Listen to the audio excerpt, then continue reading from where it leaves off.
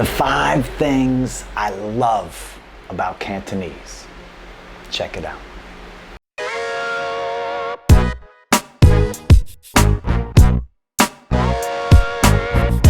Hey guys, welcome back.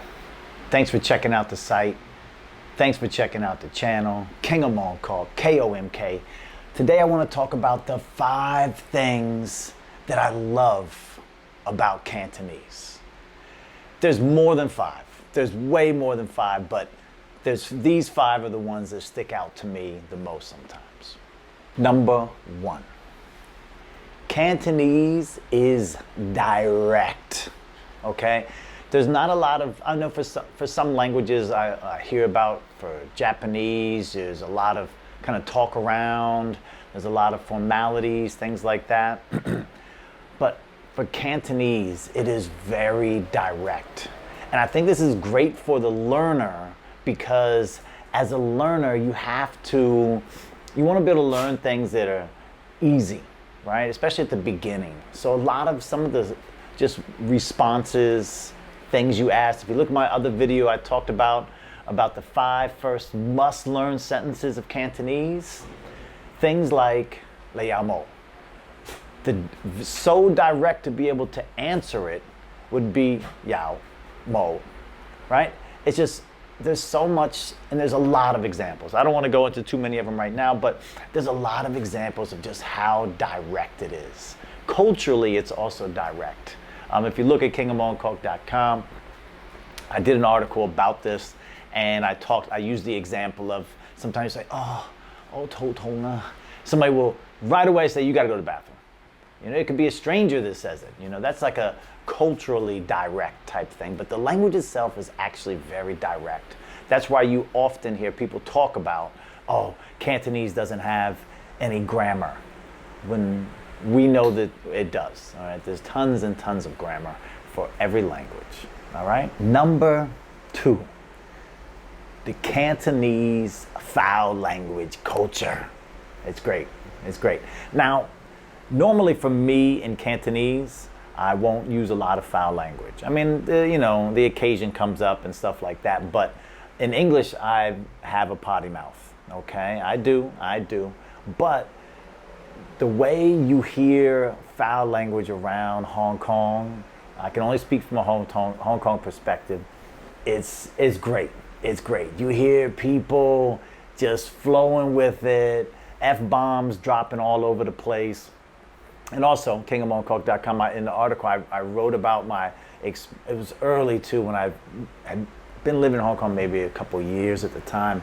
I was sitting at a KFC, and I'm facing out the window, and I can hear these women behind me talking, and it's just, they're like sailors. They're just, the infamous sailor talk and everything. They're just foul. Everything was foul language.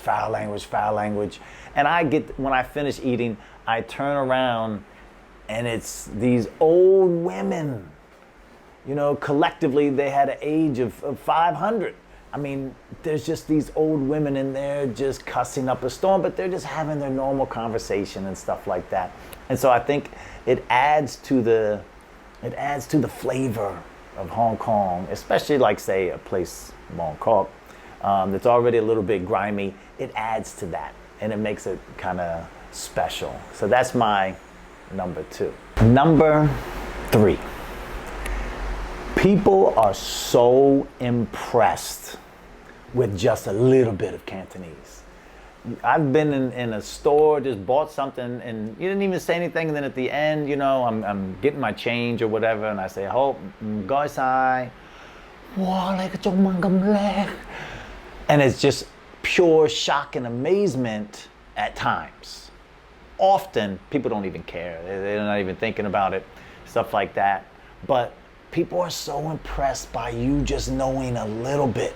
And that's why I always tell people, when other foreigners, or I've also met a lot of Chinese that don't speak Cantonese as well, and I've always said to them that a little bit goes a long ways, because while they're impressed by your very, just a couple words that you're able to say, it still opens up that doorway to say more. practice more, do more with the language and not feel so hindered or embarrassed or shy. And that's a big thing that holds people back when learning a language, is that you feel shy. You're like, I'm afraid to say something. And you meet those people. You meet people that have been trying to learn Cantonese in Hong Kong. I've been trying to learn it for 10 years. And they don't really have it because they're too afraid, too shy to really break out. But the pure shock and amazement of some people, it helps so much. And it feels good sometimes. It feels good. So when you actually can say a lot of things, that feeling is magnified. So that's my number 4. Everybody's your friend.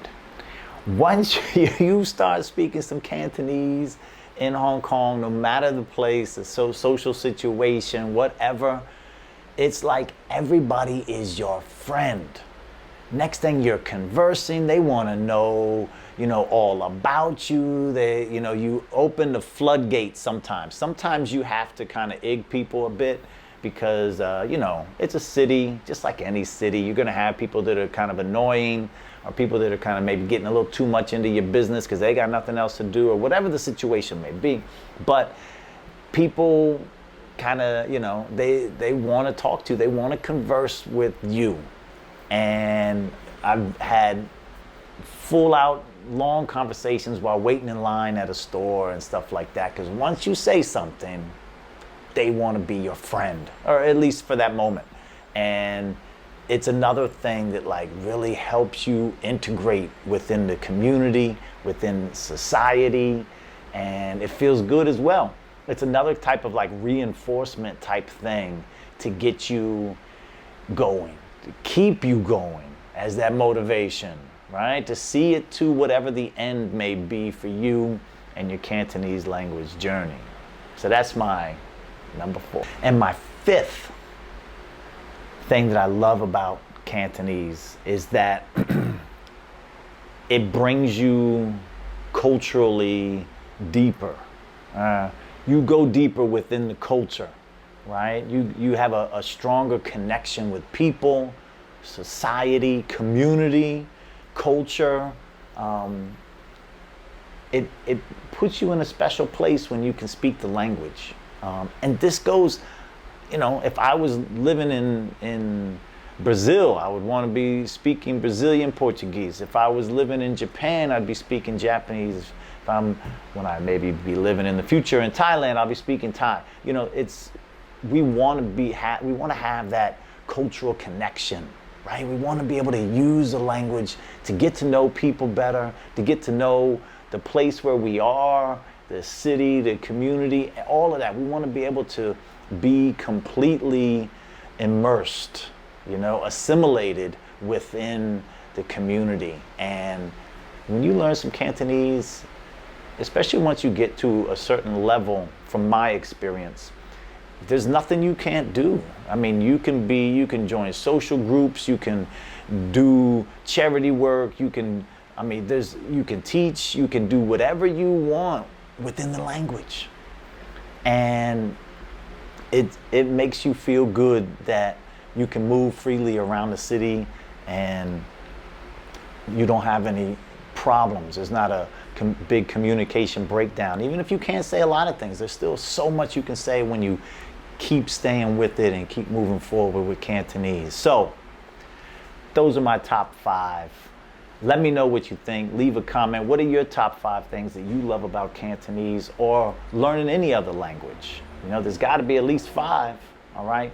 Thanks for checking it out. Check out kingofmongkok.com, and I'll see you next time. Peace.